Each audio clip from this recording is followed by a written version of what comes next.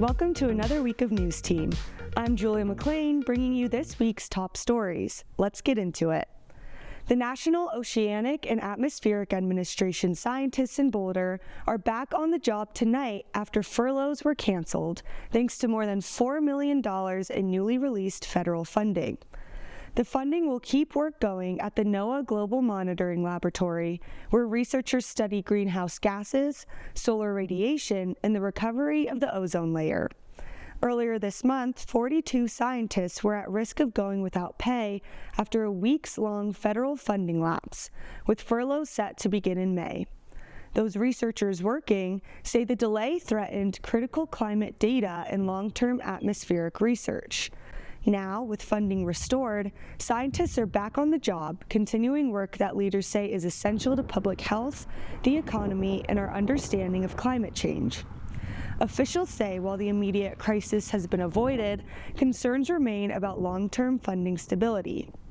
In related funding news, a legal battle over one of Boulder's top climate research centers is still unfolding.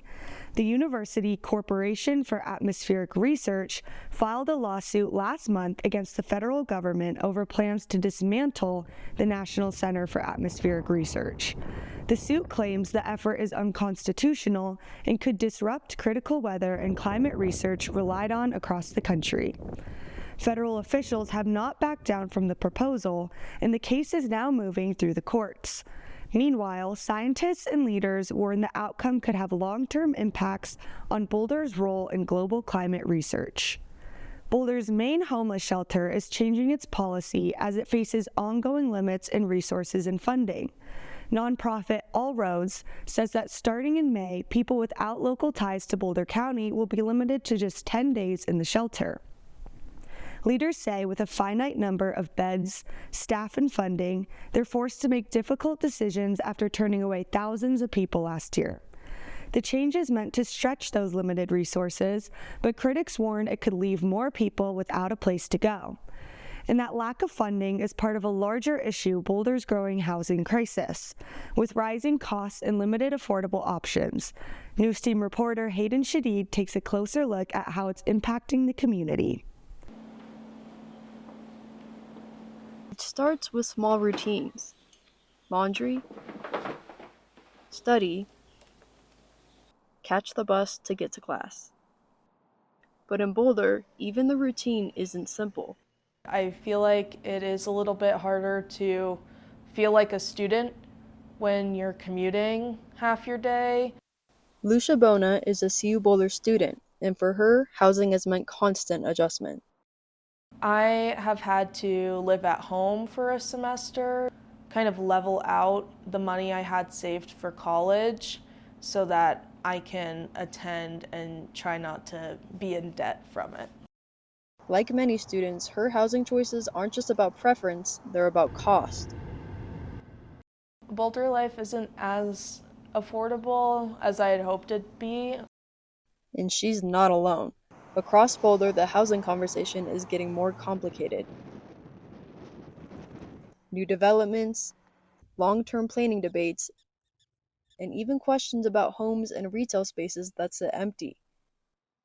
We have an increasing number of second homes being purchased in Boulder, and when there's too many second homes in a community, it means that there's fewer residents living here. And less residents means less profit for businesses. That's part of the thinking behind a proposed vacancy tax, an effort to bring unused spaces back into the community. But solutions to the city's housing crisis aren't that simple. Dozens of proposals for new housing ideas have been rejected, and major expansion plans, like developing on new land outside the city, are still years away, leaving people like Lucia caught in the middle. I do not think Boulder is as accessible to students, especially now. I've lived here almost 10 years, and I feel like it was definitely more realistic then. For her, the impact isn't theoretical, it's daily. I find myself spending more time at home than I had wished to be on campus and spend time with friends. And as Boulder searches for solutions, the question remains: who actually gets to live here? I'm Hayden Shadid, reporting for NewsTeam Boulder.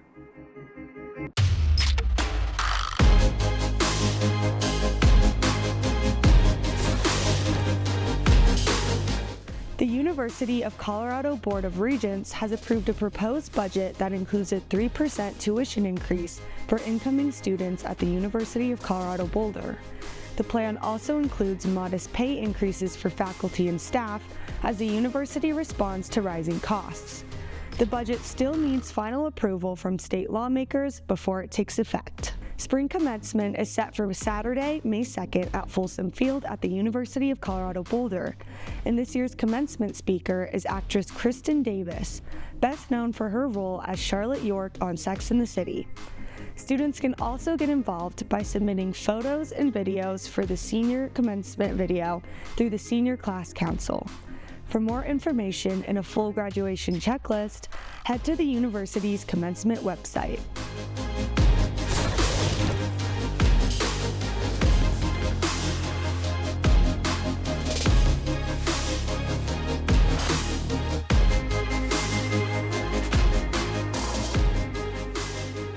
If you think popularity contests are just for people, think again. Even mollusks have one. A tiny, unusual creature called the moon clam is now a finalist for Mollusk of the Year, thanks to a researcher at the University of Colorado Boulder. And here's the twist. This clam can't even close its shell.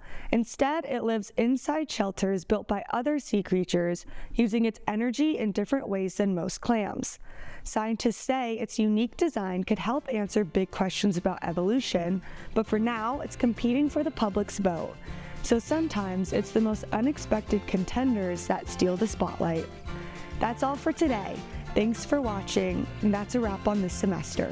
I'm Julia McLean.